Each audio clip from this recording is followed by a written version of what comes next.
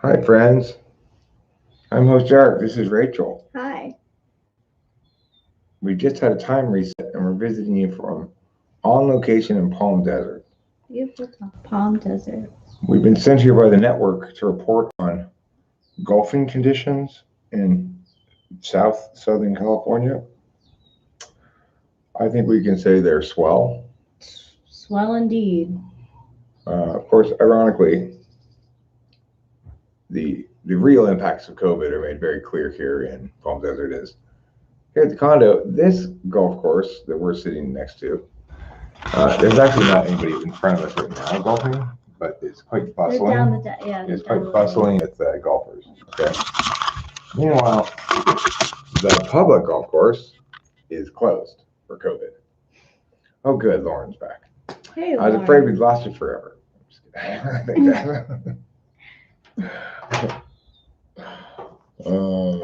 It's live stream hours, boys.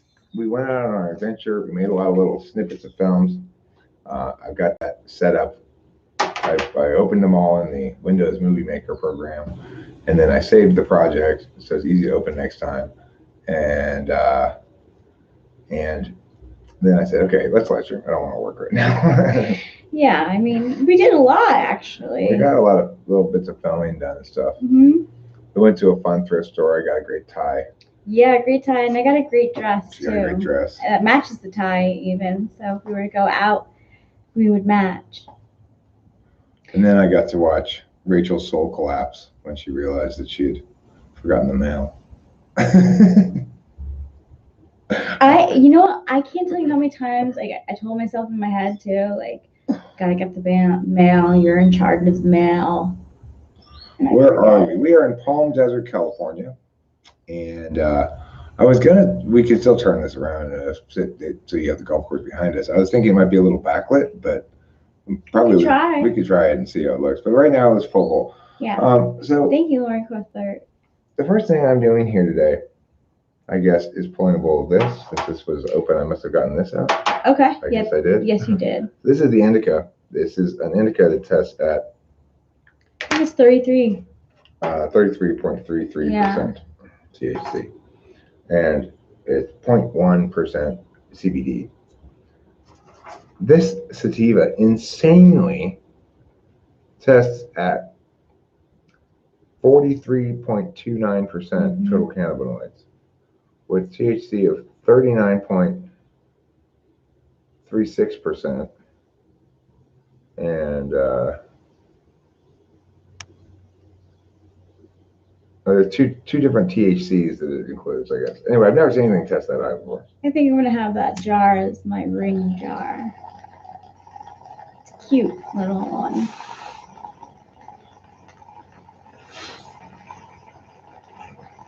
I always think when we were watching animes, like, I have like the fangs, like, you know how in anime, like, some of the characters have fangs and like others don't, like others have just like the straight all around. I always think how if I were being made into an anime character, they would make me with fangs. Right there. Right there. That was a good bone rip. Ride the Tiger. Yes, actually, we are growing our own right now. But what phase is it in right now? Well, I've grown multiple times before successfully. From starting way back when I was in college, I had lights and a room dedicated to it. And that was the only time I grew weed that I made money off of it, because I teamed up with somebody who had better TE than me. I had the space, he had the lights and the plants. We split it 50-50.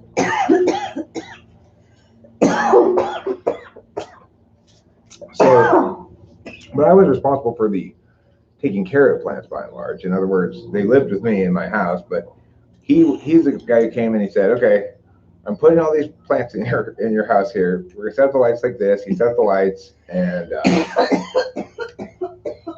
just gave me some general input on how best to cultivate And after that, I took care of them every day. It's like I loved living with that room. That room was the ultimate anti-sad room. So you know how they have seasonal affective disorder? Yeah. You sit in that room there, the light was just punishingly bright in there, and it just smells just like dank weed, just wonderful smell. It was a great room to sit in. Anyway, my opinion on Stevie Ray Vaughan is that he's a technician, not an artist.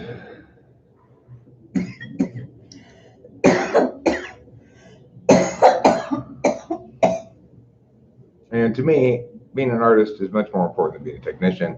Artists can use technicians to make their art better. Yes. Technicians can't use other technicians to make their art better, and they can't use artists without the artist actually being the one who's using them. You know, so that's why when I say I think he's a technician, not an artist, I'm basically saying I don't have much respect for the guy as an artist, you know, as a creator. That doesn't mean I would be inherently opposed to, for example, employing the services on a track or something, but you'd have to have somebody who's in charge of the aesthetic who knows a lot better than Stevie Ray Vaughan about aesthetics. There might be some that you can clear in there. Or else you'll just end up with garbage. You know, it's not like he makes good music. Hey, Rockster wins. But hi, Rockstar wins. Hi, Lauren Cuthbert. Hi, Ride the Tiger. Hi, Ron Alon Salon. Hi, Oliver Linehan. Welcome to Palm Desert, California. And I tell you what, I'm going to try right now. I'm going to try something real crazy to make things really exciting for you and exciting for you, the viewing audience. I'm going to try turning this baby around. Let's see.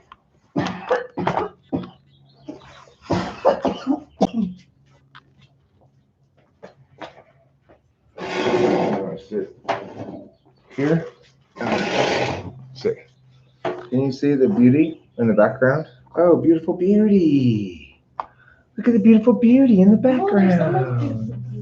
Oh my gosh. I love the beautiful natural beauty.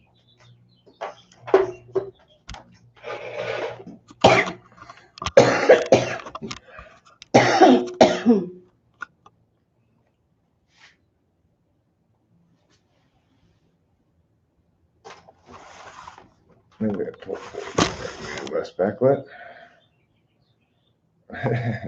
It's kind of impossible not to get it backlit, I guess. Everybody's kind of backlit. That's a little better. It's a little bit better. So I need tips to win argument if we don't have much facts, trick to win, especially during social interactions. Well, what I would say is,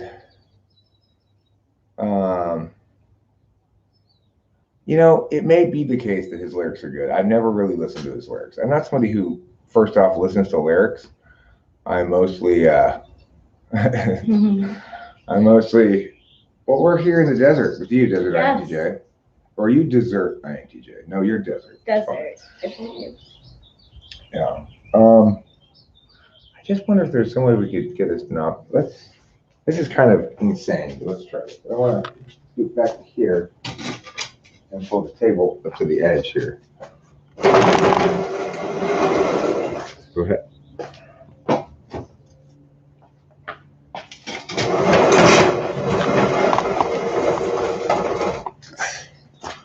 Does that help? Is that better? It's not, is it? Not. It's not any better.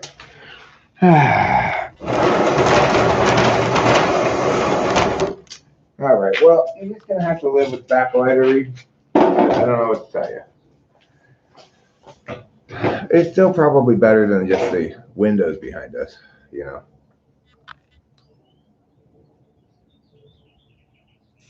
So if you want to win debates, sort of arguments between people, it depends on what do you mean by win the argument. If you'd like to basically, like you could win an argument by literally winning the argument. That doesn't necessarily mean you've won the perceptual battle over the argument.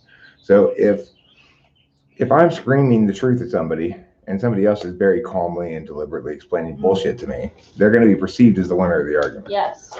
So If you're asking how to make sure you're perceived as the winner of the argument, the answer would be stay calm, ask a lot of questions, and by doing that, you seize control of the board, kind of. When you ask questions, then they're responding to you, presumably, and they're leading the discourse. It's one of the frustrating things about arguing with certain kinds of people is they don't understand this stuff intellectually. Like when I argued with this ENFP one time, he assumed that as long as he could keep driving the course of action by asking me questions and me responding to him, that he was going to win the debate. But of course, the problem he had was he didn't like any of the answers to any of the questions he asked. So in other words, he was assuming I was going to answer like, and I'd answer in a different way. He didn't. He just moved forward as though I had answered the way he wanted sometimes, or he'd just say, "You can't do that," or whatever. It's like that's what happens when somebody has habituated this reality, but hasn't come to understand it. Which is, yes, you can seize control of the sort of the steering wheel of the argument by asking questions and sort of Socratically moving along, frame walking your opponent. But what happens if your opponent isn't going along with that? It's like that requires you to get answers you can use. If every answer you get actually positions you worst, then you're not making any progress. So if you really wanted to just control perceptions, I would say like remain calm and say, basically, let's say you're wrong, but you want to walk away without conceding that. At that point, I would say, look, this is, especially if it's not, okay, you say to the other person, this conversation is obviously upsetting you, and I don't think we need to have it. It's going to cause either of us to get upset, so we'll just drop it right now. Now, if the person's not actually getting upset, that will upset them. And then you can go, well, I mean, you certainly sound upset. If you want to be skeevy about the whole thing. But I wouldn't, that's not my way of going about things. That's what people do to me. But yeah, they definitely do that to you. Yeah, they do that to me. And they definitely do that. Like it's hard I'm a passionate person, so like during sports I get riled up because like I'm very focused in the moment. When I'm listening to music, I'm passionate, so I'll be like singing like this in the car. But like in conversations, if I'm talking to you about something that's serious and then it means a lot to me, I'm going to be talking like this. So like whenever I get riled up about something and start getting angry, it's always like, oh, there she goes again. You have to check her, blah, blah. It was always like that. So basically, any kind of outburst of anger opens you up to an ontological critique rather than an argumentational critique. Yeah. So you're trying to talk about ideas, but Mia is being loud, and so therefore Mia is wrong. Well, Mia may be being loud about the right ideas, but it doesn't matter in terms of people's perceptions. Mm-hmm. The thing is, it's not true that I win those necessarily. There's been plenty of times in my life when I've lost arguments I should have won because I got mad. And I got mad, and I started like yelling at the person because they're being duplicitous. It's like when somebody does that and they say, well, this conversation is obviously upsetting you, so let's move on to a different topic, and you're not being obviously upset by it. That's very duplicitous. It's an attempt to shift the topic of conversation onto the person, not the topic. But you can either play right into it, like I often do, which is silly of me, but I'm a human being with my own vulnerabilities and habits and foibles and stuff. Yeah. Or you can shut it down right away. It's like in this context, it's easy for me to control a frame of reference because I have all the power, right? I'm the one with the voice that you can hear. We're the ones you can see, Rachel too, but the point being that the people in the chat they have to rely upon my willingness to read their thing out loud for it to be part of the video really, and I've become better and better over time at recognizing that somebody is coming in just to bait or provoke versus when they're coming in to actually offer a conflicting opinion. I don't want to shut down people who come in with a conflicting opinion and say, Eric, you were wrong about this. If they're honest about it, if it's their honest objection, and I have no problem with arguing about the issue with them, and definitely time and time again. But if it's dishonest, if it's just a way to provoke me or bait me, well, in that case, I need to shut it down right away because I shouldn't reward that, and it's not worth wasting my time on. They're not a human being who's treating me like a human being. They're an actor playing the role of a human being, treating me like an object. On the topic of getting upset and you being triggered by certain things, it brings me the point to mind that we were talking about with the four minds and how you were open to discussing it with me. It was very interesting. I actually want to know, what would the four sides of the mind be for INFJ? Well, I'll have to figure out the correlates. So It would be ESTP is one of them. That's your version of ISFJ for me. Yeah. And then it would be ENFP. That's your version of INTJ. Could be. I mean, I tested for years. And then your version of ESFP would be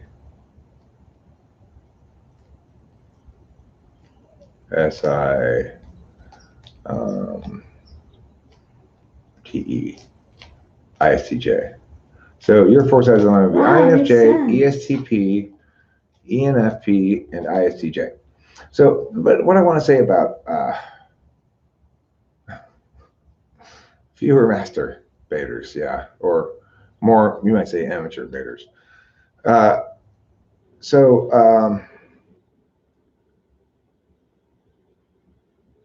INTJ, ENFP isn't the same?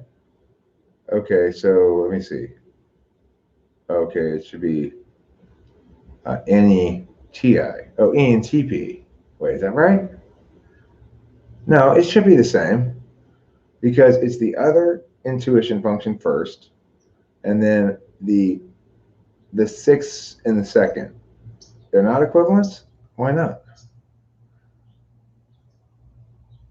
I'm talking about it, like the equivalent. ENTP, INTJ is equivalent to INFJ, ENFP. Yeah, it is. And switch to J and P, keep the same T, switch the extrovert and keep the N. And I tested ENFP for a really long time.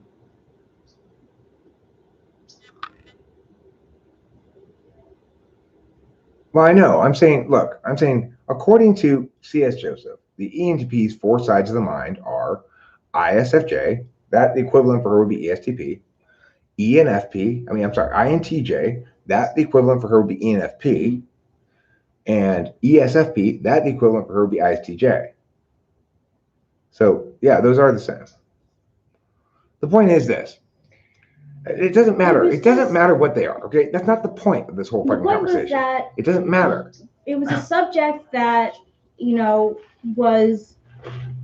Eric was like, am I too hard on this subject? That's why I brought it up. Here's the thing. I got a comment from, I think, Nathan Reinhold, who said, look, you yourself, Eric, are being somewhat disingenuous about this. Once we acknowledge that it's a metaphor and that it's not actually a claim about cognitive functions, then can't we engage this subject more interestingly than that? Was what I took away from it. His comment made more claims than that, some of which were unsustainable, but whatever. That's what I took away from it was, can't you talk about this in a more meaningful way than simply dismissing it as a metaphor? And the answer is, okay, well, let me think about it for a while. When I thought about it, I was asking Rachel, okay, I could see myself manifesting ISFJ easy. So in other words, when I am traumatized and I retreat to my SI more, that's very much me in my most ISFJ-like manifestation. When I make the following kind of mistakes, I go like, I I'm the forefront of all typology and blah, blah, blah, blah, blah, blah. That's me manifesting ESFP, right? But I really had trouble finding an example of me manifesting an INTJ-ish like quality. If we were going to frame it in this kind of way, though, we'd say, okay, an ENTP in normal state of being in equilibrium is an ENTP. When they are traumatized, they act like an ISFJ. When they're making mistakes, they're acting like an ESFP. And when they're acting like an INTJ. I don't know what to put there. Yeah, I don't know what they're reading. So that it's like, I'm just trying to, I guess, accepting that it's just a metaphor and it's one way of understanding different expressions of a person. I can understand my expression as an ISFJ. I can understand my expression as an ESFP, but I don't understand my expression as an INTJ. So that's my takeaway from it. I'm not trying to diss the thing or whatever. I'm just saying my thinking on it so far is that even as a metaphor, I mean, is there some reason why we couldn't say, okay, well, how about ESTP? Are there some ways in which I'm like an ESTP? More than INTJ. There's some ways in which, but if it is these four sides. I don't think I manifest that much as an ISTJ. Okay, well, look here. It says conscious, shadow, subconscious, superego. What do those things mean?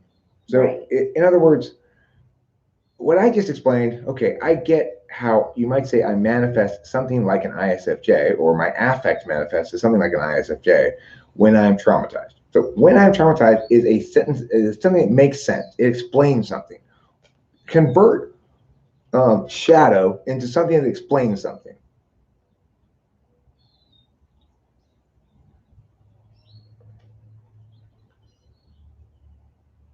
But do you understand what I'm saying? It's like, even if it's a metaphor, we have a choice. We can use words like conscious, shadow, subconscious, superego, which tell us absolutely nothing, okay? Or we could frame it in the way that I just did. Like say, okay, I can understand that when an ENTP is damaged, their affect will look more like an ISFJ. Their attentional priorities will be more like an ISFJ.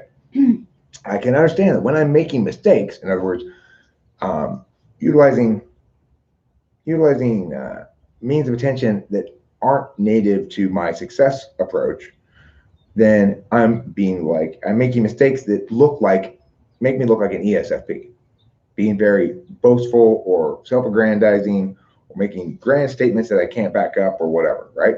That's very ESFP like. So now convert those words, conscious, shadow, subconscious, superego, things that mean things, like what I just did. So do you see how clearly different it is to say, when meow, I look like a man, versus I have a super ego ISTJ. That doesn't mean anything, right? That means absolutely nothing. So the most ISTJ I get when I'm really is when I start to get feng shui about stuff. Everything has to be in twos. I'm very picky about the way my room looks. I have to be perfect. I think you get probably naturally in life get ISTJ-ish when you're pushed to defend yourself in ways that you aren't comfortable defending yourself in. So it's like, that would be maybe a good translation for that. It's like, I don't want to have to defend myself in TE ways. You don't want to have to defend yourself in SI ways or in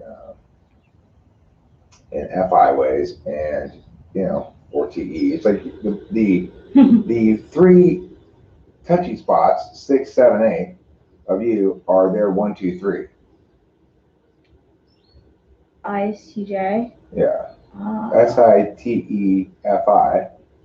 You're 6, 7, 8 go FI, TE, SI. So it's like, I guess you're not well suited to resist critiques by them or something.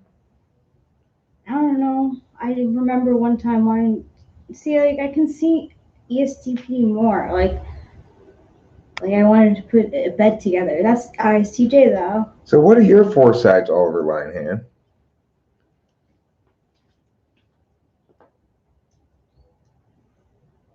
Yeah, I want to know as well. I'm interested in talking about the topic because I find it so ambiguous.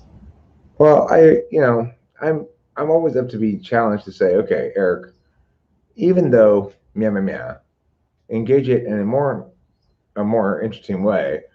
Uh, basically that's not good enough.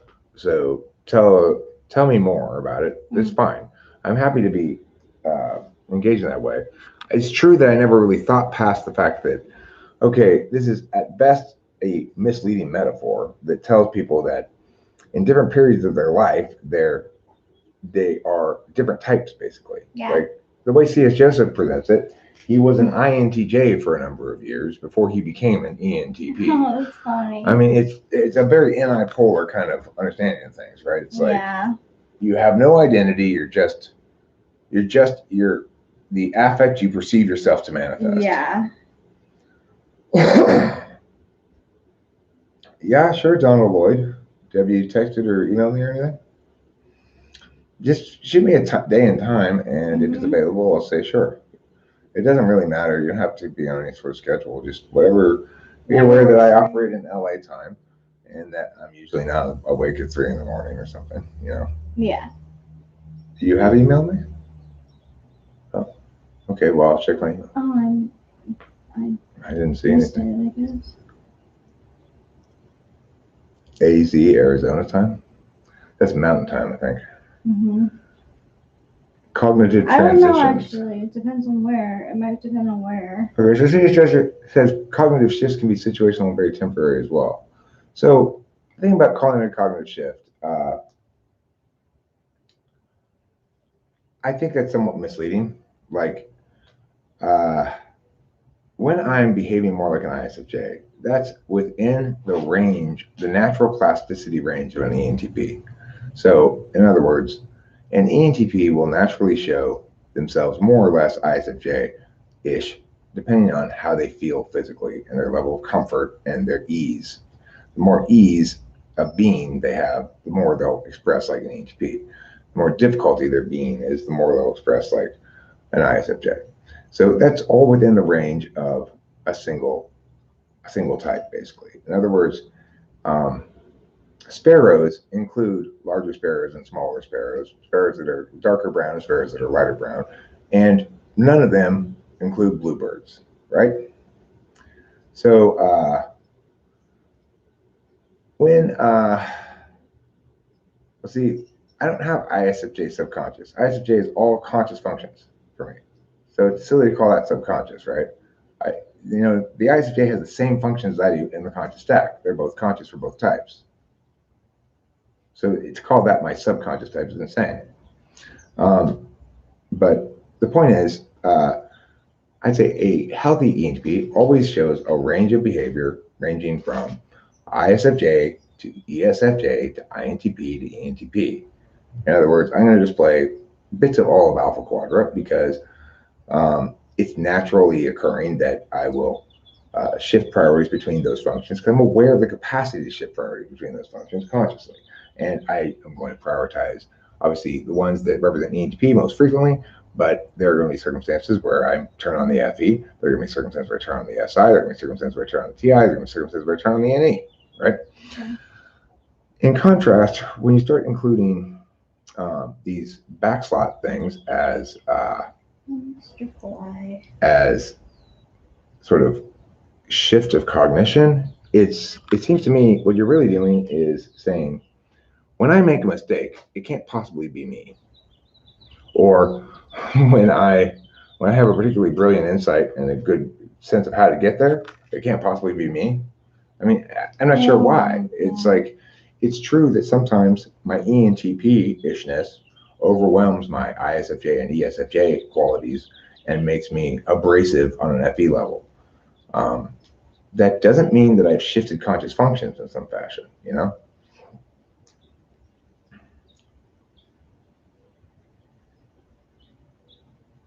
I think we've talked about that movie Don and Lloyd before, actually, and I think that what we both decided that Cusack is an INFJ, and it just made me like, because like I always resonated with that movie. I like that movie a lot. I have a lot of SI feelings towards it too, besides just being good.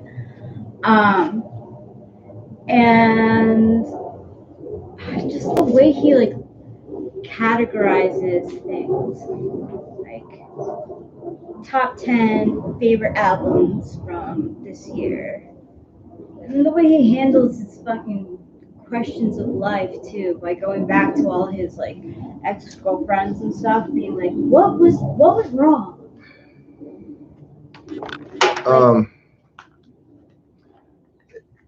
Going back to the sides of the mind thing for a second. The thing is, it is absolutely true that we all periodically attend via all 8 functions. Okay, so in other words, I do attend via extrovert thinking. I do attend via extrovert sensing. I do attend via introverted feeling. But the point of the conscious, unconscious sides of things is that when the only half of the equation is part of the thing that I control. If you think of it like a car, you control the directionality, you control the acceleration, you control the braking, you control all those things directly, but you don't control the fuel injection directly. It's controlled underneath in the engine, where you don't have to push a button to say now inject fuel when I'm pushing down the gas concurrently, right? You don't have to deal with that stuff. Really, it's part and parcel of how you go about driving the car. So our backslot functions are more like that in general. You could think of your 6 slot function as driving a stick shift, the shifting part in traffic. It's certainly something you can do and understand well enough, but not something you choose to do for its own sake ever, and you tend to avoid it if possible. But the point is, as a being, I am constantly being through time, and I am being through my dominant function almost always in some sense. It's hard for me to even conceive of a universe that isn't in which I'm not mostly extrovertedly intuiting, because it's so embedded in who I am, and it's always been that way. It's been that way since I was a little boy. I've gone through periods of my life when I was less successfully myself, and periods of my life when I was more successfully myself. I've gone through periods of my life when I was unable to manage the more challenging aspects of myself, the tendency towards addiction, self-indulgence, impulsiveness in the moment, not a lack of long-term thinking, a lack of operationalizing, ordinality, which is to say, starting here, ending there, and staying on the path in between, things like that. I think you naturally develop your 4th slot as you age, in the sense that you make less large mistakes in your 4th slot. So when I make an SI mistake nowadays, it's fairly minor. It's not like in the old days. I mean, I still might make a fairly big one these days, but it's much less likely. In the old days, where I'd say, oh, we're going an 8-mile hike and I haven't eaten anything for breakfast, and I've only got with me, I'm wearing flip-flops, and I've got one bottle of water with me, and that's it. And, oh, sure, let's go. I feel fine right now. And then, like a mile in, I'm like dead, right? That's the kind of shit that I would not pay attention to enough at all when I was younger, and now I'm much more likely to say, okay, let's be smart, Yeah, when you fail in the 4th slot, life kicks you in the balls. Yeah. So after you've taken a really stout kick in the balls from a steel-toed boot, you start working your way down towards people sort of nudging you in the balls with their bare toes instead. Yeah. Which is a lot less painful. Like I remember when I was in a real rough spot and I started resonating with like Fight Club. I was like, that's like SE stuff. I've never punched or slapped anyone in my life. Like, so the thing about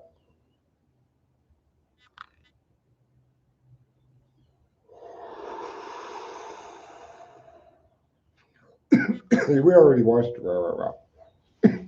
I really liked it. That's like Rachel's favorite. I liked it a lot too, but I like it because I like the characters. I don't know. I root for the I like animes where you can root for the couples. it's a very INFJ show, Rah. Yeah. The non-linearity of the time, the way it's all a single meta event that is then told in chunks like a puzzle, is extremely INFJ show. So Ghost asked, would it be easier to access your 6th or your 8th slot, or 4th or 8th slot?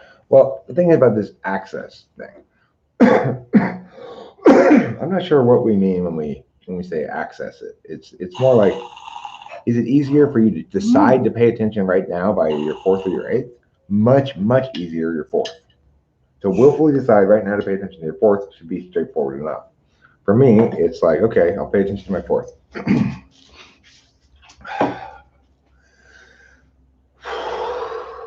How do I feel? I feel good. I don't have a headache. Sometimes I get kind of squinty. I get a headache. It's a nice temperature out here. Yeah, it is. I'm comfortable in my chair. I like that weed. So I'm actively, willfully attending by my 4th slot function when I'm paying attention to how I feel. You know, my toe hurts a little bit right now. This big toe. I don't know what I did to it. Oh. I was walking when I just fine. I said, "Ow!" Oh. I'm not sure what. That happened to me like 2-3 days ago. Now, if you're talking about 8th slot function, for me, extroverted sensing.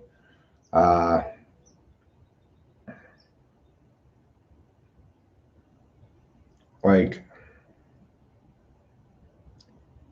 it would be easy for me to demonstrate extroverted sensing right now, but I wouldn't really be attending by extroverted sensing. I'd be attending by extroverted feeling and introverted thinking, trying to find behavior that's consistent with extroverted thinking.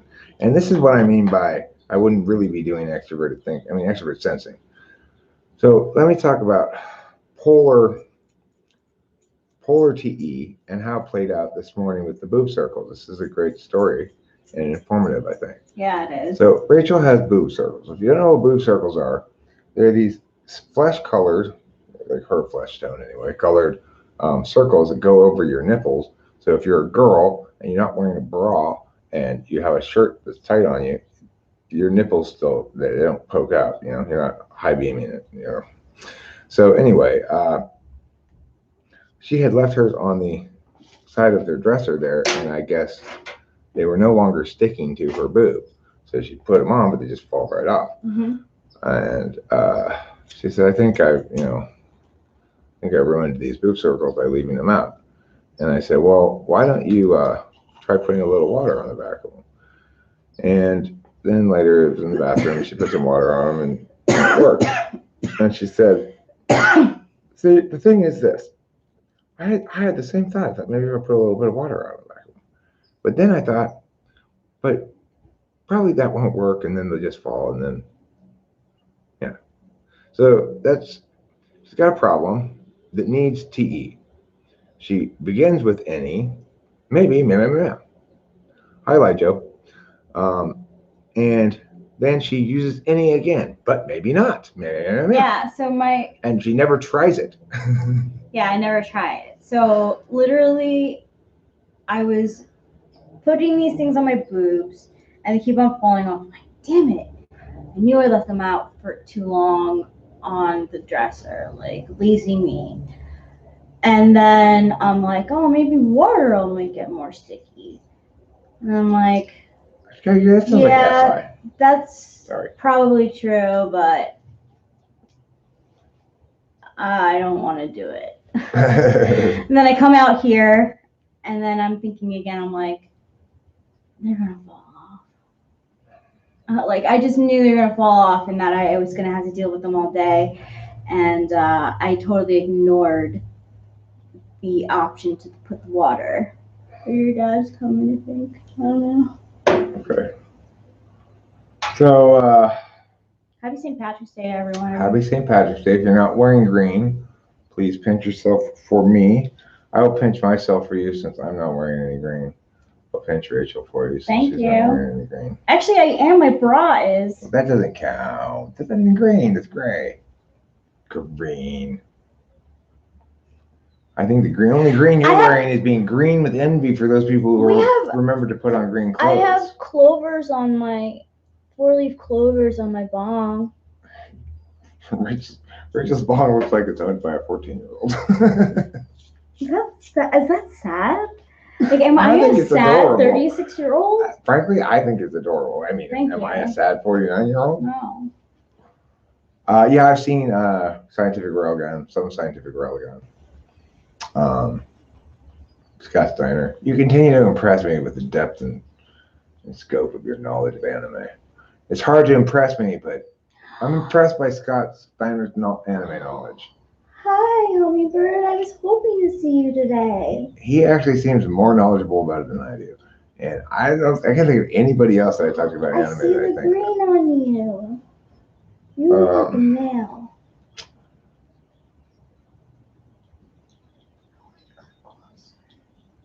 The thing is, if you watch the skyscraper invasion or whatever it's called, high-rise invasion yet, Scott Steiner on Netflix, that's really good. I really enjoyed the first season of that. A certain scientific accelerator is better? Okay. I did start with a certain magical index. I finished a certain magical index. Yeah, actually, I like that too. I like finished it. Yeah, you finished it. I'm not always there for when he starts and finishes the shows. She's not a power eater like I am. I feel like really just power down hours and hours and hours and hours and hours. Can I say like I'm a little jelly? Like I wish like I could. Like sometimes it's a lot of reading for me, I guess. Like I wish I could just turn off and listen to it. Scott Steiner says, yeah, I have. It's all right. Here's the thing about it. The thing I liked about it, and the thing I like in general. I like ones that aren't afraid to get bloody, and that represents the minority of them. I like the concept of it. I would agree that the slope of the show was kind of slightly like this, but it started really high and it didn't get higher, but it didn't really get much lower either. So I enjoyed it a lot. I've never read the manga, so okay. And this is the thing. I don't think people's opinions on anime linking to the manga are indicative of anything except that you should pay less attention to their opinion about the anime. Because manga and anime are different things. And if you're judging the anime on the manga, then it's like, you're not judging the anime properly. You should judge it purely as anime. Look how dirty my computer is. So dirty. Got so much dust so funny. It's more noticeable now. Like, look at this. It's quite absurd how dirty this computer is. That doesn't even do it justice. Really there we go. Hard to do it justice. It's so filthy. It just moves. Yeah, it just sits in one place while I use the portable keyboard normally, and. Can I say something, Gav? Of course, darling. Being with you makes me feel more normal. Thanks, darling. You're welcome. I'm doing pretty normal these days too. Yeah, that's dust on the keyboard on the laptop because it's not. I always have this remote keyboard that I use and remote mouse, so I never touch the laptop. It's plugged into the TV, so everything is done away from the laptop. I never have to touch it. Yeah, and you used to take your laptop with you when you would go to Jeffrey's, but you don't do that anymore. Thanks to COVID, that doesn't have to happen anymore. Yeah. Watching us makes you feel normal. I'm glad to hear that. Glad to hear that too. And Elijah, that's so cute with your dog. What kind of dog do you have? I do have an animal voice. I love animals. I think you'd be a great child voice in a cartoon. Thanks. You could be like that chick who plays all those kids in cartoons. Yeah. Stay right where you There, you have a little black speck on your tooth. I got it. Swear, resin everywhere. Yesterday or whenever we got in the car, and I said, "Oh, you got some bomb resin on your nose." Yeah, like a chimney sweep, you know. She I comes am out- a chimney sweep. comes out of the background with big black bomb resin smear. It's Yeah. ridiculous. She's perfect for kids and shows. You know what? Oh my god, the biggest honor would be to do one for Ghibli. Oh, that would be such an honor. Because they usually have real kids do the voices. They don't have adults do the voices. Like rarely. They like to have like a kid. It makes me want to write like a 30-second script and have you read it like as it would be written by a child talking about a couple of their pictures or something and have you voice act it out, you know? That would be interesting. I've never acted as a child before. I mean, I act as a child every day, but I never acted like consciously as a child. You know what's nice too? Voice actors, it's like they can do this and no one really comes up to them. Not that I wouldn't be grateful. You just do better with it than I do. Because I feel like I'm a socially awkward person. So there's a lot of, like, if anyone were to come up to me, there'd be a lot of, thank you, that means so much to me. Because that's, like, really what it means when someone, like, you know, if someone were to recognize us. So, yeah, voice acting is kind of cool because you could have a whole life and no one knows, really. It's true. You know, like that girl who plays the pink-haired girl in Bob's Burgers. Oh, yeah. She's what I would call the most preeminent American cartoon child girl, you know, likable scamp character voice actress. I forget what her name is, but she was kind of like a comedian before she started doing voice acting. She was on the Daily Show a couple of times. Yep, she's on the Daily Show, and she was also on Flight of the Conchords. She played the one fan that they had, but she was like a stalker. Very funny. What the heck? Oh, I wish I knew her name. I'm surprised that Oliver Linehan busted out of his ISFJ shell to deliver that bombshell of a truth on objective personality. I was sat there, I read it, I was like, I was gonna try to fight against it, but it's just so really true. Is It's so true. Boom. I can't fight against it. I can't either. He's completely right. That was your ENTP coming out there, I guess. I don't care what Dave and Shannon typed her. You can tell by her behavior and off camera how she describes her functions. And asking other INTJs, she's ESFP. Who's Shannon? You're all of the types? Wonderful. Good news, everybody. We've been wanting to talk to an ESTJ. Olivia Solon is. So, Olivia Solon, how is it being an ESTJ at home? How do you deal with your household chores and stuff? Can you explain what your experience is like as an ESTJ? Do you ever feel obligated to do things, certain things?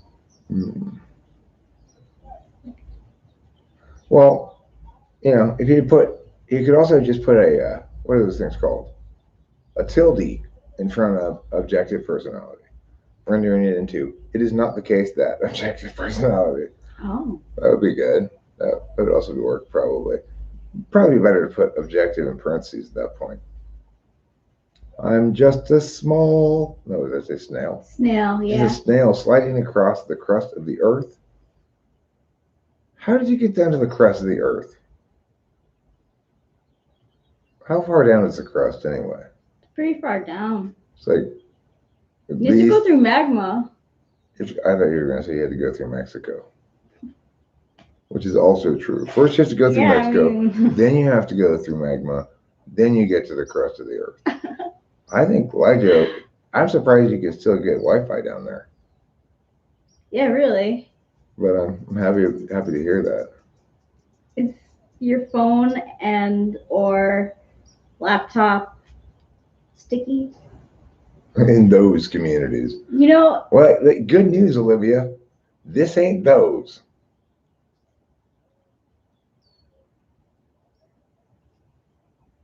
You see the sass in my head shake?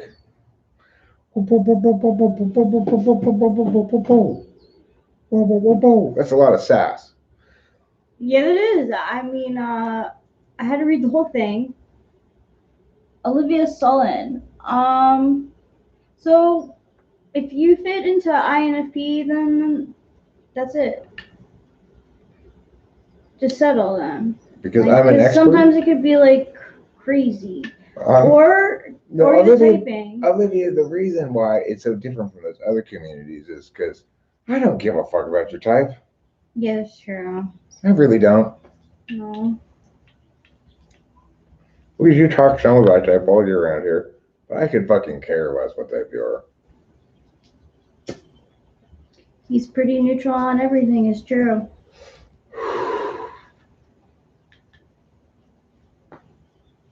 Fantastic. I feel so bad for your dad because of his leg and his hand. Like, oh. Yeah, he fell down. This does totally look like a green screen now, huh? Yeah, it does. Look at that. That's got to be a green screen. It's not. I That's hope not a there's green some more screen. golf carts.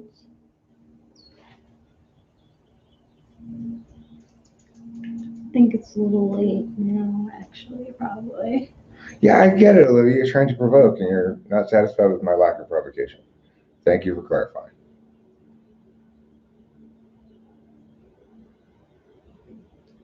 I mean, I don't know. Like, it's helped me. Knowing my personality type has really, really helped me because it helps me understand myself and others. But it's not for everyone, and it doesn't have to be taken seriously.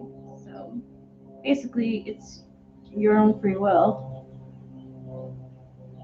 Here's what I would say is that Joe has never once acted like an ESFP around here that I've ever seen her come around here. She's never acted like one.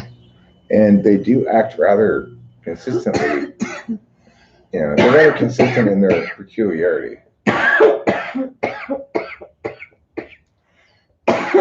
Like Olivia, I would believe, is an ESFP. That's very consistent with ESFP behavior.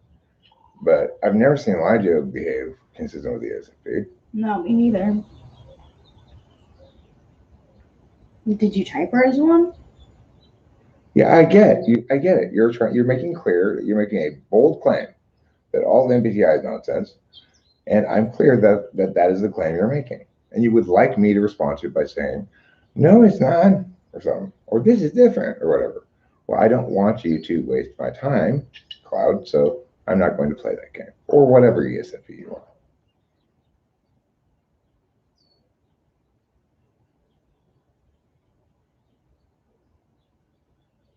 I knew it immediately too, Skyger. You and I, it's not difficult. Being able to spot an ESFP is not a challenge in general. Being able to spot that kind of approach, whether it's by an ESFP or not, is not a challenge. So it doesn't matter what type Olivia is. There's zero doubt that she's making every effort possible to provoke, right? To bait a response. Well, I mean, this is exactly what we were talking about before they got here. And so, people want to start shit, but it's like you got to be a lot smarter than that. It used to be you didn't have to be that smart to start shit with me. You have to be smarter now than you used to because I've gotten a little bit more experience in dealing with bullshit, I guess. It's good. It's maturing. Yeah.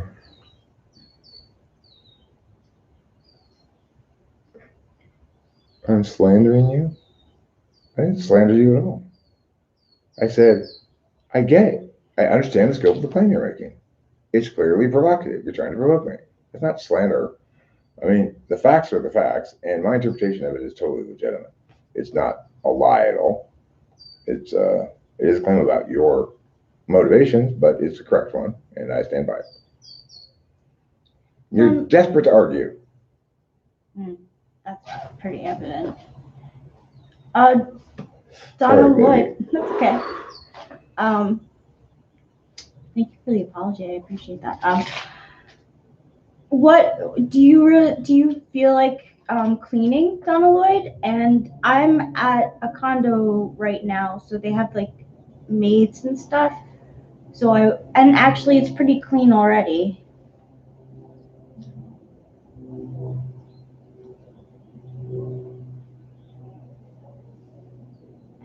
Right. When I acknowledged her claim and moved on, she repeated her claim more stoutly to make sure that I understood that she was making a provocative claim.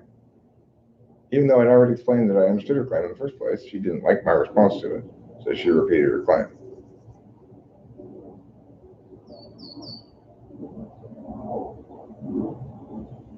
I didn't say you're trying to slander me. Those are totally different things. I am saying you're trying to provoke you. Yeah. I mean, even if you're not just trying to provoke me, then you want me to dispute your point. There's no disputing that, and I don't feel like talking about that right now. I mean, it's so broad and unwarranted a claim that there's no reason to even address it. Make a real claim that's warranted or something. You know, you spend a lot of time in the MBTI community, you've concluded it's all bullshit. Okay, you have said nothing, except that you have experience that has produced your interpretation that is bullshit. Okay, fine. You can interpret it however you want. I don't care. Not like you made any arguments.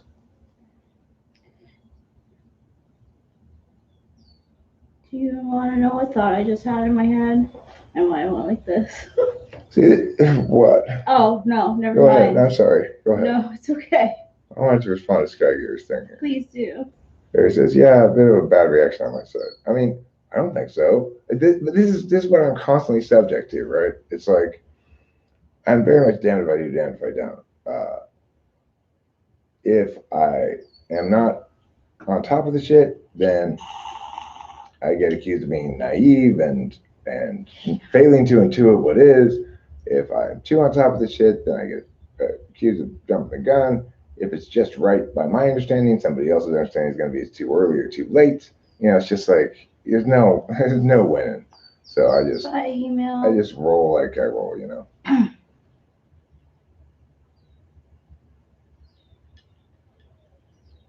Have fun eating. So what's your point on objective personality? That even if 50% were mistyped, that is 20 ISTJs, even if 70%, that's still 12? Of what? I don't know what you're talking about. Via email, Anthrax, you go eat. Who, me? Get yourself some real food. Maybe you perceive accusations being formed toward you because you are quick to accuse. I don't think I'm being accused of anything. I didn't accuse you of accusing me of anything. This is what I mean by provocative, right? You're not talking about what I'm actually saying at all. I said, you're trying to provoke me, and I'm not interested in playing that game right now. You haven't made any actual arguments. In other words, you didn't give me reason why MBTI is bullshit, except that you've experienced a lot of time in the community and concluded that. So why should I address what you're saying? It's not like it's well argued at all. You know, it's probably just another manifestation of the same bullshit I encounter all the time. Until I see any counter indication of that, which I haven't yet, then I have every reason to conclude that.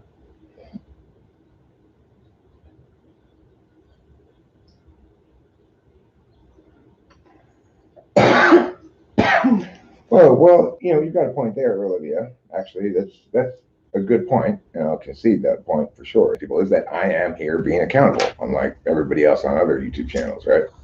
I'll repeat that because I saw I had a brief connection lapse. It said, I am here being accountable, unlike every other YouTube channel. Part of the problem with being accountable and being fair and being responsive and stuff is that I end up getting dragged down into unnecessary nonsense like this conversation, right? So I spent years thinking about this stuff and talking about it and everything. And you come in with no warrant fundamentally. There's no justification for your position except your experience. So why should I address it? Yeah. Yeah, we're at the condo here. We're on the patio of the condo, and it's pretty cool looking. Huh? I'm glad that the sun moved because now it's we're kind of front lit almost. Yeah. Because the sun's over there, and it's looking pretty good. I was just thinking, it looks like the Meghan Markle, Prince Harry interview with Oprah right now. The way the sun is positioned. I was like, ooh, we look like we're on camera. We are on camera. Obviously. Yeah, well, I don't think that person's really an INFP. I think that's an ESFP who's pretending. Yeah, because You can really tell a lot about a person's type by how they argue. yeah. And so,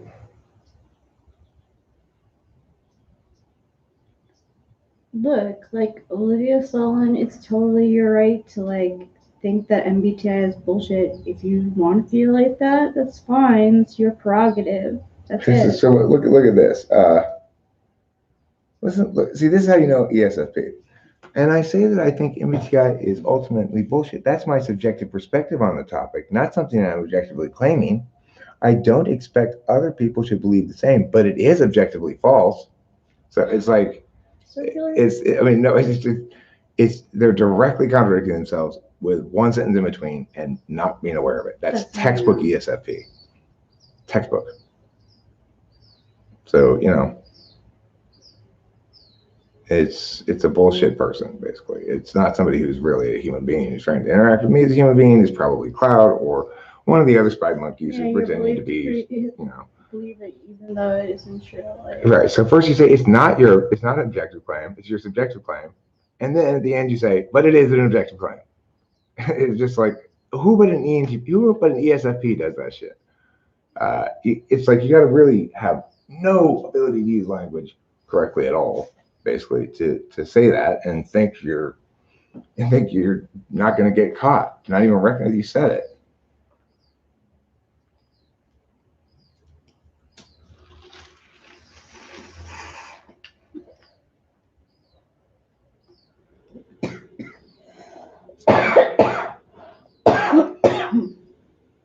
All right, I'm not claiming it's objectively false, but it is objectively false. That's a good one, Oliver Linehan.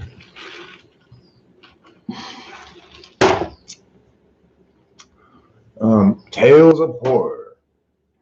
Chats of the ESFP. Ooh. We could do a whole series of idiotic chats. We could do like several segments. we have hours of material. There is.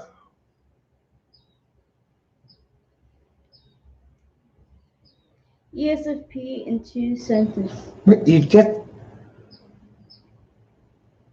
Okay, so you're saying it's useful, but it's not true now, right? I mean, what's useful about it?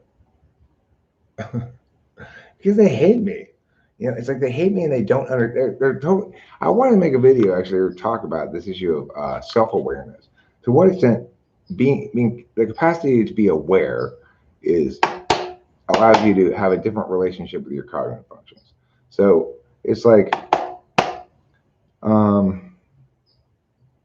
was talking to Rachel about the TE thing and poop circles this morning. I was saying, I wonder if it would be possible for some of these TE polar to try to think of objects as though they were people, and they have to interact with the objects rather than simply know and or, because their interaction function is for people.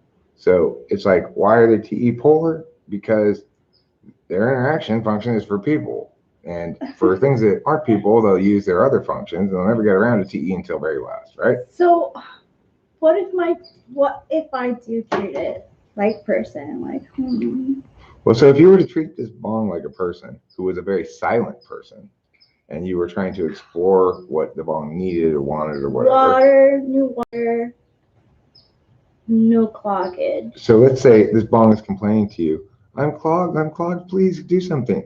If it were a person, you would seek information from it as to how you can better do something. How can I? So you have to do that as well if you're going to do TE. You have to seek information from the bong, but it won't tell you anything. So you can't ask it. So you have to probe and prod and touch and smush and everything. And then you'll figure out eventually, oh, I see, there's a meow, meow, and then you meow, meow. So it's like you got to imagine your object as a person who can't talk, but who urgently needs to be unclogged. So you can't stop. You can't quit doing it as soon as you have half of one failure, right? I'm not. No, I'm not saying you do, but I'm just saying. No, but it takes me forever. I'm like, I'm out there. I'm like, it takes me forever. Well, this is a very cloggy. Really tough job, so I get lazy on it sometimes. Yeah. I don't know why. I'm not saying you should behave like this, by the way. I know it sounded like that. I meant to just say that if one wished to be aware in that fashion, one would have to first acknowledge and understand what FE was as an interface function and approach. And one would have to then acknowledge that because it's your tool function, you don't take that approach towards things that are solvency oriented like that. And to have collected some SI examples to sort of understand it that way as well. Also to understand what you do instead. So like this morning, she NE'd and then NE'd again, rather than acting on the first NE, because from her perspective, she acts on NI. So I was just thinking, all those words I just said and the understanding that is expressed by them, does that allow people who are more abstract to have more of an active engagement with their own cognitive function stack than people who are less abstract? I think that's an important question, because you know, if your understanding of cognitive functions is predicated on things being, you know, objectively false in one sentence and not objectively false in another sentence, and qualifying and not even acknowledging that you're talking at your ass or anything, I mean, that's not going to be useful for you at all, because it's purely you trying to display that you know something and ought to attain some sort of social position accordingly, you know.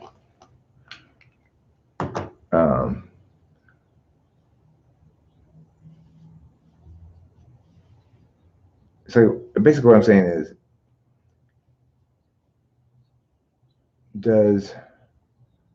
in order for cognitive function to be a useful thing for a person or meaningful to a person, does that person have to be good, at least somewhat good at reading maps, being somewhat of a map type? And if so, then is there a corollary thing that one could understand on the territory side that is equivalent to cognitive functions, but is some sort of physical thing? I guess it would be like a workout regimen or something. Yeah, I was just thinking we might have to change positions. Okay. Yeah, maybe you go turn around again. Yeah. The other way. Sure is nice behind us looking. It really is. We just have to lean in and squint and read some things.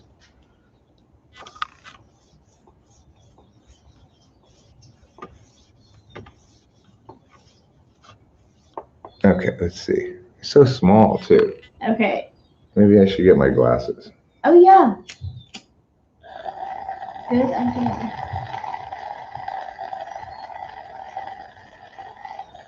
It's really hard, Scott Steiner, to type over chat. Yeah, it's impossible. For me, anyway. I mean, it's really difficult. I mean, everybody who tries to type people, they have their own kind of preferred data that they reference. So if let's say you're an ENFJ, you're going to type people based a lot on how the other person uses FE and or NI. And you're going to end up typing people a lot by saying, the real reason will be my NI of your FE is that you're a meow.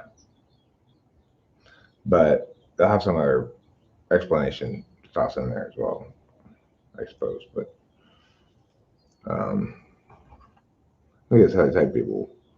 I need to hear people's voices to type them. I don't necessarily need to see them, but I definitely need to hear their voices, because how people talk has a lot to do, and how people argue and stuff, and how people approach intellectual questions is very critical to my typing to people. And a lot of the data about that is actually not in the answer, but in the getting from me asking the question to them giving me the answer. I get a lot of data from that time, watching the person, or listening to them, listening to how they and ah, and hum and ha is an important part of it. You can't see that part in the mirror.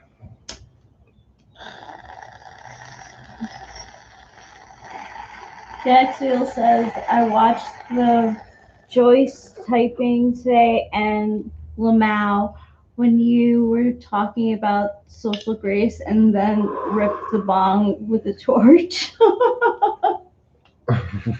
Yeah, well, I tend to think of those things as abstract questions more than things that are applying to me in that moment, I guess.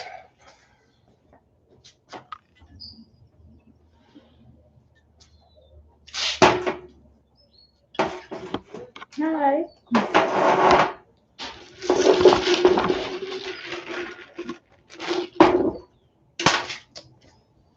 Okay.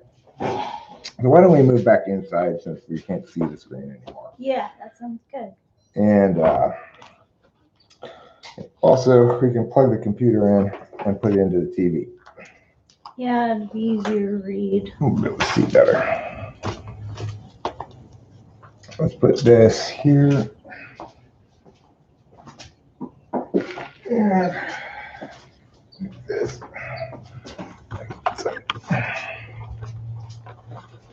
Okay.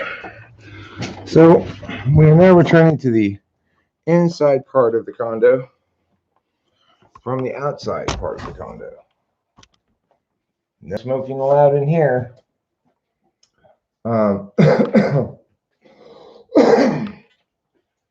Let me do this. And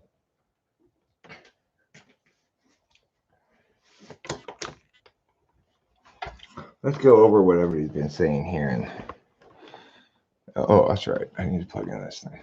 Doy. Who's captain of the Doy land? Me. Aww. Can I be your mate? Sure. You can be captainess of the Doy land. Yay! The doy. That's under you.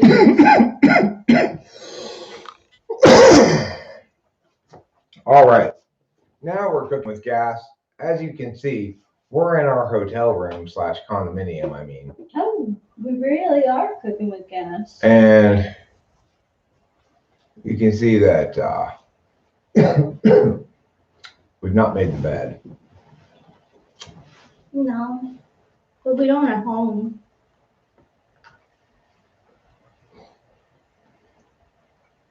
So obviously, Olivia is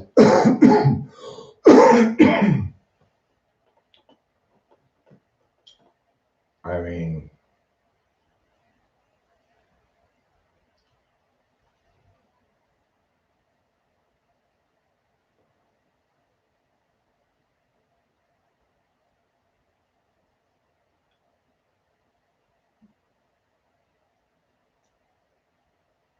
well, Grogu, I gave you a specific example and a specific definition of what it means to act like an ESFP.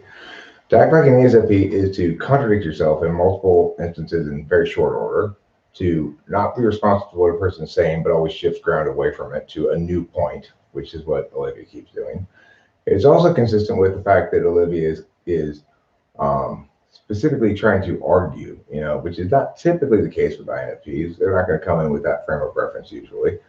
But there's also a lack of justifications for their claims, and that's consistent as well. So if we look at those 4 or 5 points that I just made, there are a lot of, if something ticks all those boxes, you're talking about something acting like an ESFP. Is that person actually an ESFP? I have no way of knowing. I can't type people from the chat, but I can say this chat behavior here is, if I could type people from the chat, is what an ESFP would look like. INFJs typically avoid a lot of discourse that could be bruising. True.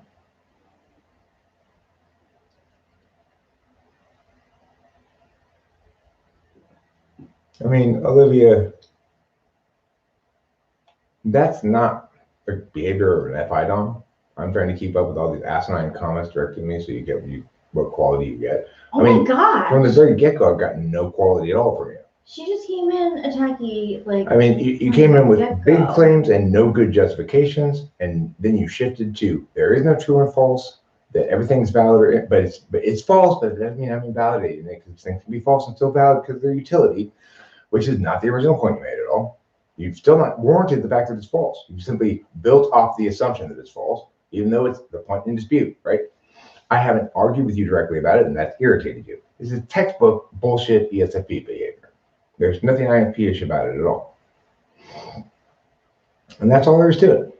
And so if you want to act like a human being, you'll stop being abrasive, stop being aggressive, and actually introduce yourself to the community and say, hey, these are some of the problems I've experienced in previous communities. I'm genuinely a new person here. Am I going to experience those same problems here?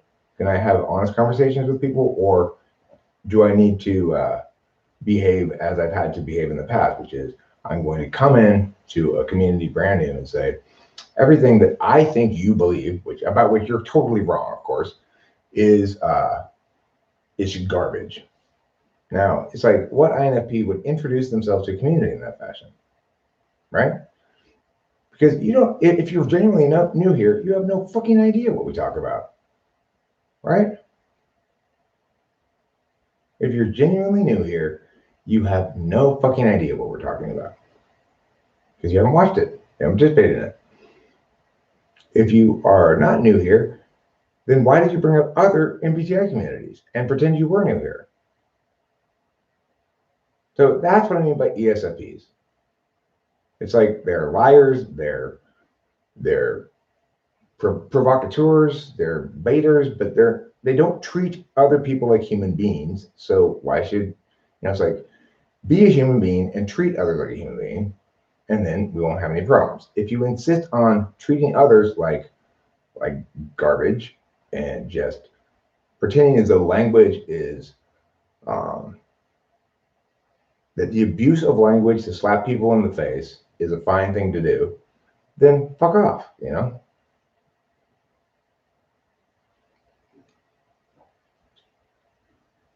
So since you're not really responding to anything I said, I'm hiding you. Goodbye. So it's another Cloud incarnation. Probably not Cloud though, because they wrote too well. No, I don't think it was Cloud. They wrote too well for Cloud, but definitely a hater, right? Mm-hmm. Like in no disputing fashion was that person disingenuous. That's what I mean by disingenuous. That's what I mean by duplicitous or whatever. Somebody's coming in and right off the bat, they know why they're here. They're here to start an argument. Yeah, right away. And they are here to start an argument based on, and the way they're going to do it is they're going to start by shitting as broadly as they can on everything that they think I believe in. They're always wrong about what I believe in, but they don't give a damn because they're not here to find out anything, to learn anything, to have any real conversation. They're only here to start a battle of some sort. So obviously it's like, and then when I go like, okay, well, this person's bullshit. I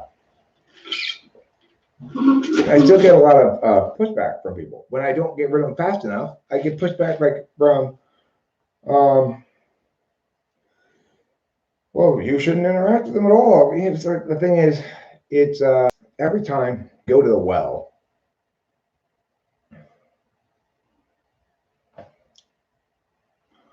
every time they go to the well, their capacity to draw water from that well reduces.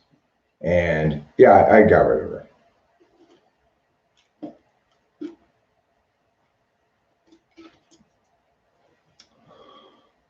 When somebody's being completely disingenuous like that, they're just trying to troll, They're just saying, I have no point to make. I have no reason to actually argue. I just want to argue.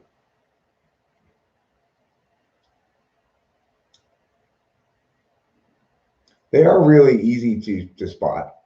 And that's one of the frustrations is obviously I spot them well before they make it obvious, right? And then people go, you know, Eric, why? I say, I know. And then they say, well, why are you engaging with them then? Because if I were to ban them right away, then everybody else at my camp people will be like, Eric, what are you doing? You need to give them a chance.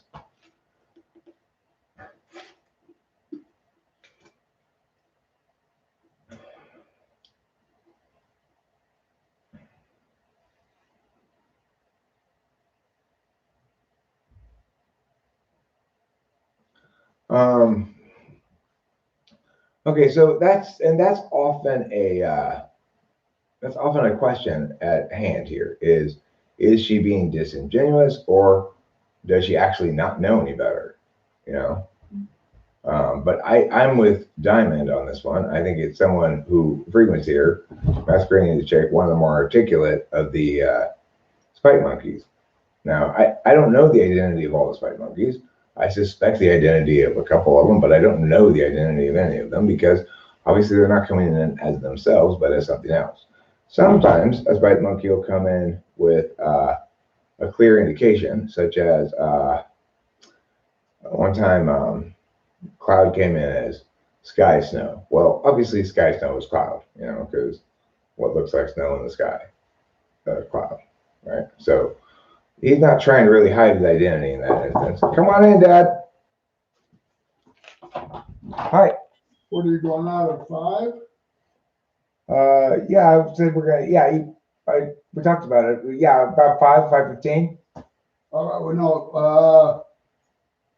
I just want to make sure we get a barbecue. So Right. It's only 4:45. I understand that. So you want 5:15? Sure. Yeah, like we talked about. I said 5:15. All right. So I want to go out and sort of sit at a barbecue about 5, and I'll take this one right over here. Okay, cool. Now I don't want a big piece. Okay. All right. All right. We'll see you out there around 5. Between 5:15. Okay. All right. All right. Cool.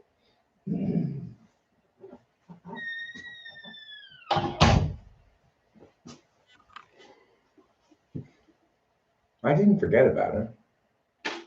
Oh. It's true I wasn't really keeping track of the time, but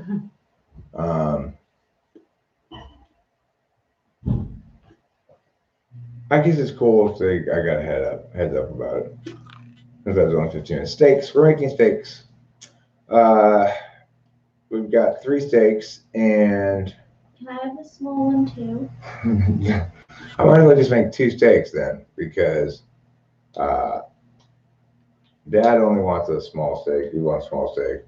I'm not particularly hungry, but I could eat a steak, I'm sure. What I really wish is that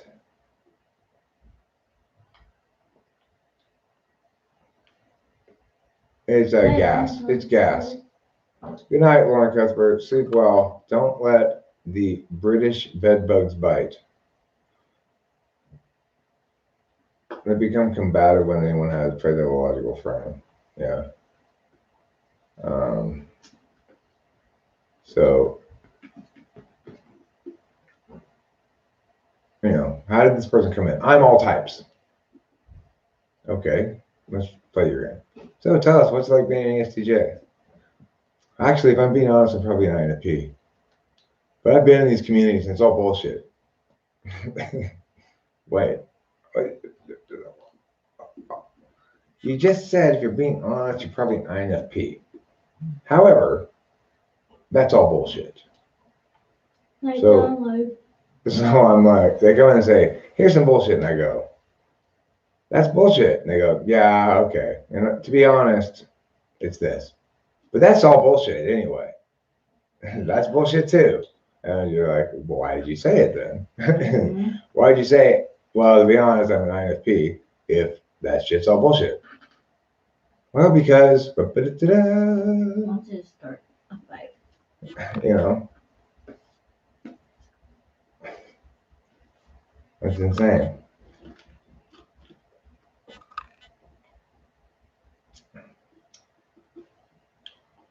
Yeah, it's like they want to pretend to engage intellectually. And I just don't have time for children like that. You know, I don't need a person to actively engage intellectually. I'm perfectly happy, thrilled to have the attention of anybody who's receiving intellectually. Happy to have somebody come in and judging intellectually. Happy to have somebody come in and engage actively back and forth with me intellectually. I do not have the time for somebody who's coming in and pretending to actively engage intellectually. That is to say, to be like the sign language guy in Africa. An ESFP is like the sign language guy in Africa. Okay, it's and That's the best way of putting it. It really is. It's the sign language guy in Africa who has convinced himself that he's actually conveying information with his sign language, right? So, you know, it's like the African guy was giving a speech, and the guy that had to do sign language going like this, and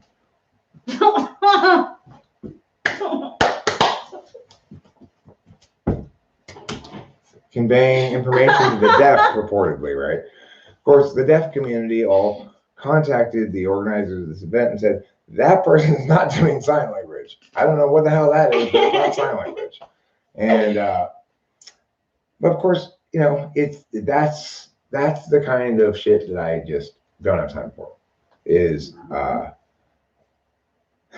it's like they come in here like that guy who was a sign language guy, and let's say I do actually speak great sign language, and then they yell at me in talking language that I'm doing the sign language wrong. When really they have no fucking idea what they're doing. It's not anything close to sign language, it's some random shit they make up, right? Are they just trolling? I mean, what does it mean to be just trolling? It's like somehow they're motivated to exert their energy to directing a spiteful malignance upon me. Now, you might say, well, maybe it's not a spiteful malignance. Maybe it's just fun for them. They just think that's a fun activity or something. Well, okay. Well, why do they find it fun? I don't necessarily find it fun having it done to me.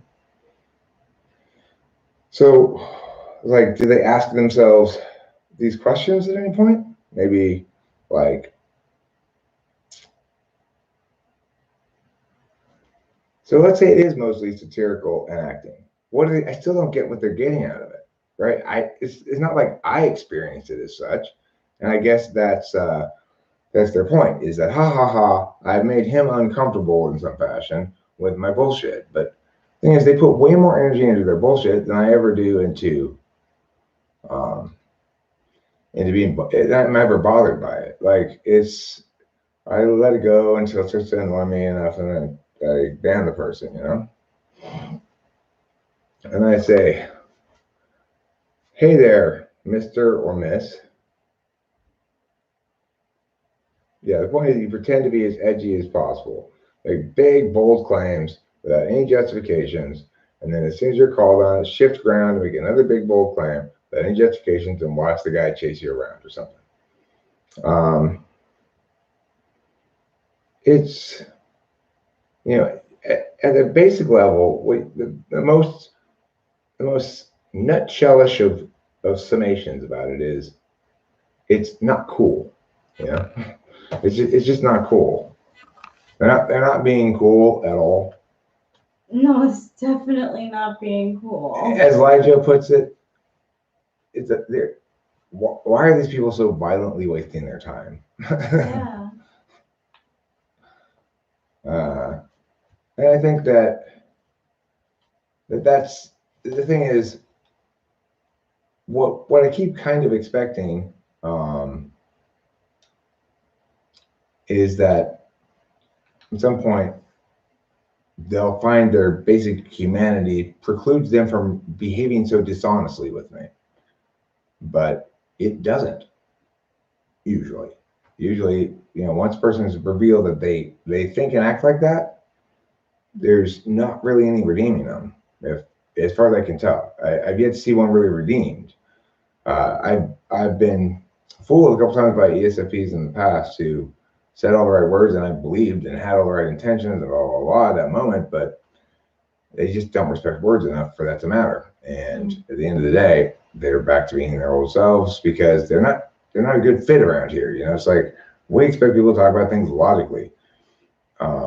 We expect people to be reasonable, to back up what they say with some sort of justification, like to engage as adults.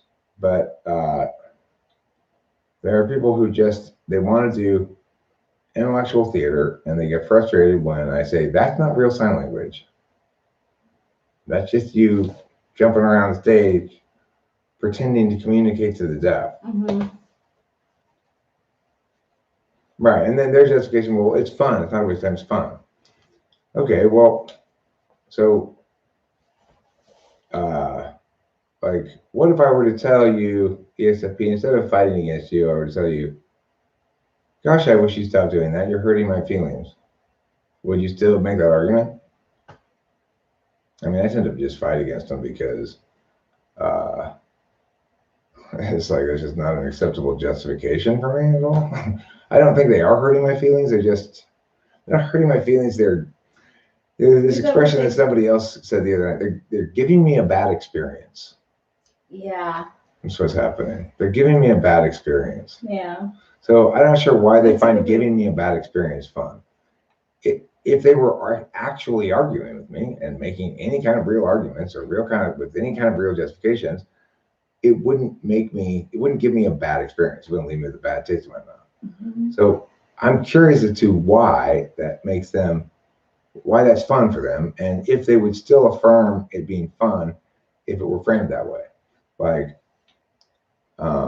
why are you choosing to spend your time giving me a bad experience? And then would they still say because it's fun?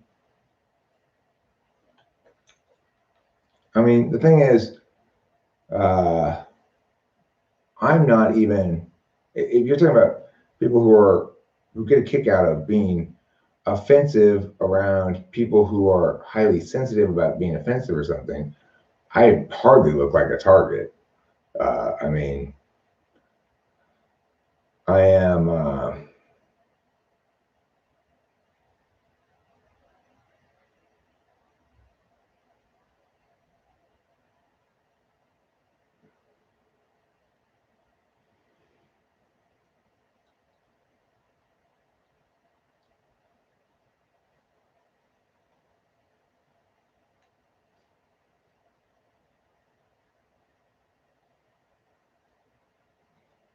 mean, I don't know. I don't know what type they are. I guess I don't really, I mean, like I said, I don't really care, but, regardless, it doesn't really matter why they're the way they are. They can be that way because they're too young to hang out around here. They can be that way because they have mental deficits of some sort. They can be that way because they're old and have mental deficits. They can be that way because they're ESFPs. They can be that way because they are hateful in their hearts. They can be that way because they mistake what is good for the promotion of the individual being unconstrained by words or something, and that just they don't quite understand what that means. Whatever, I don't care what the reason is.